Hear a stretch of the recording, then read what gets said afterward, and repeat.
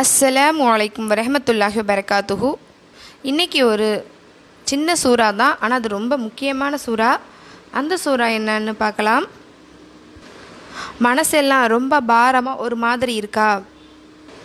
நிம்மதியும் இல்லாமல் தூக்கம் இல்லாமல் என்னடா இந்த வாழ்க்கை அப்படிங்கிற மாதிரி தோணுதா? பசிக்குது ஆனால் சாப்பிட முடியல, ஏதோ ஒரு மாதிரி நமக்கு கஷ்டமாகவும் உறுத்தலாகவும் இருக்குது. நமக்கு நம்ம கூட ஸ்டார்டிங்கில் நான் இருக்கேன் அப்படின்னு சொன்னவங்க எல்லாருமே உங்களுக்கு பிரச்சனைன்னு வரும்போது அவங்களோட உண்மையான முகமும் உண்மையான குணமும் உங்களுக்கு தெரிய வருதா?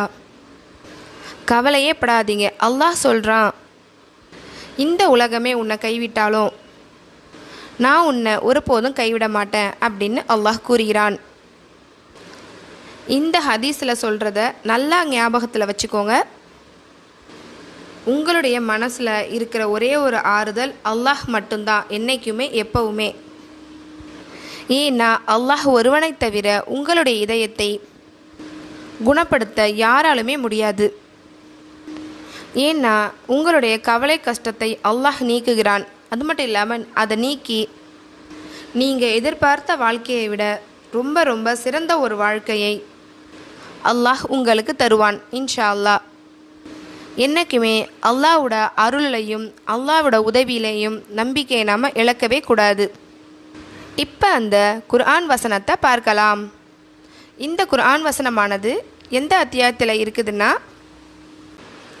இது 30வது ஜுஸுவில் 108வது சூறா. அதுதான் சூரா அல் கௌசர். இது குர்ஆன்லேயே ரொம்ப சின்ன சூறா இது. மேலும் இது 3 ஆயத்துக்களை கொண்டது. இப்போது சூறாவை பார்க்கலாம்.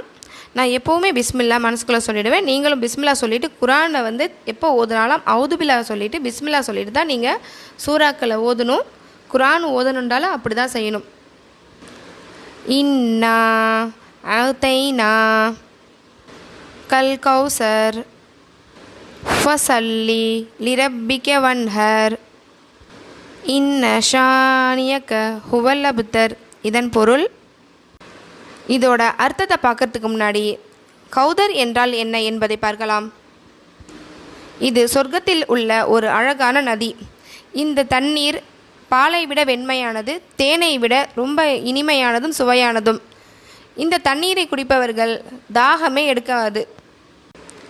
இதன் பொருள், நிச்சயமாக நாம் அல் கௌசர் எனும் அழகான நதியை வழங்கியிருக்கிறோம்.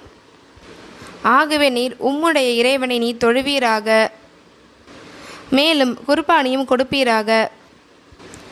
நிச்சயமாக உம்மை வெறுப்பவன்தான் சந்ததியற்றவன், மேலும் அழிந்து போகிறவன். இதை எல்லாருக்குமே ஷேர் பண்ணுங்க. ஏன்னா இது சதகத்துல் ஜாரியா. இது அடுத்தவங்களுக்கும் பயனுள்ளதாக அமையும் இன்ஷா அல்லாஹ்.